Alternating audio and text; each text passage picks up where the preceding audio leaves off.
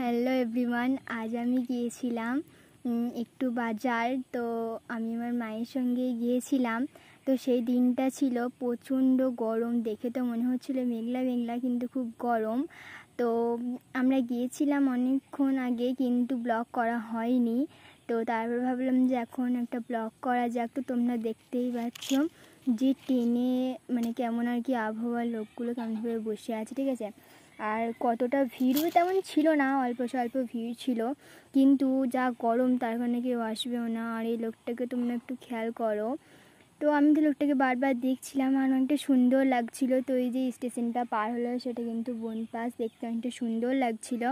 আর আমার মুখের অবস্থা দেখো, এত গরমের মধ্যে মনে হচ্ছিল যেন আমি কোথা থেকে একটা ঘুরে এসেছি জঙ্গলের মধ্যেখানে, মানে এত গরম করছে কি বলবো। আর এই যে দেখতে পাচ্ছ মাঠে সবুজ সবুজ ধানগুলো কিন্তু দেখতে খুবই সুন্দর লাগছিল। আর আমি তাকিয়েছিলাম ওই ধারে, কারণ হাওয়াটাও খুব সুন্দর লাগছিল গরমের মধ্যেখানে। তো দেখো আমি কিন্তু তাকিয়েছিলাম। তো তারপরে আমি হঠাৎ করে আবার ক্যামেরাটা ঘোরালাম, কারণ ওই দিকেও দেখতে অনেকটা সুন্দর লাগছিল। দেখো মনে হচ্ছে দেখেই যাও, তোমাদেরকেও নিশ্চয়ই অনেক অনেক ভালো লাগবে।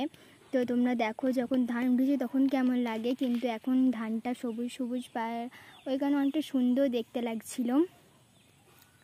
তো আমি তো খানিকক্ষণ ধরে তাকিয়েই ছিলাম। তো এখন আমি দেখছি, কারণ খুব সুন্দর আবহাওয়াটা ছিল।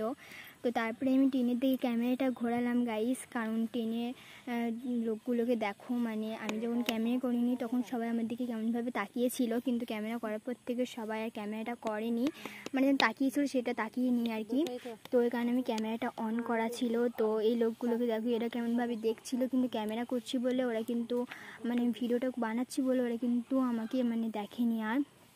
তো এই যে লোকগুলোকে দেখো, তেমন ভিড় ছিল না বলে কিন্তু একটু বেশি ভালো লাগছিলো, ভিড় থাকলে হয়তো আরও গরম করতো। তো কী আর বলবো, তো আজকে ব্লগটা এখানেই শেষ করলাম, আবার আসবো অন্য ব্লগে।